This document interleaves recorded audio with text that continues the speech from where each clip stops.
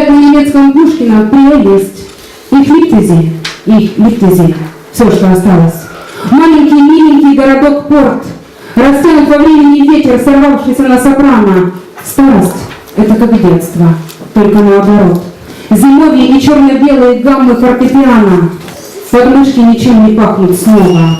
Приляг в углу. А если ходить, то походка этих птиц из Рима, которые что-то спасали. Пальто твое пьедепуль, прямо из сердца мира. С лисьим воротником, и, кажется, не сезон, и город, не подходящий втиснуть в грозу ответа. Слезы уже на исходе, из серого неба слон оставил нам эту лужу на дне проспекта. Выход соленый в море, куда ни кинь, взгляд поверх трубы смога, здесь провода как снасти. Что еще нужно чокнутым нам двоим? Жмение простого счастья.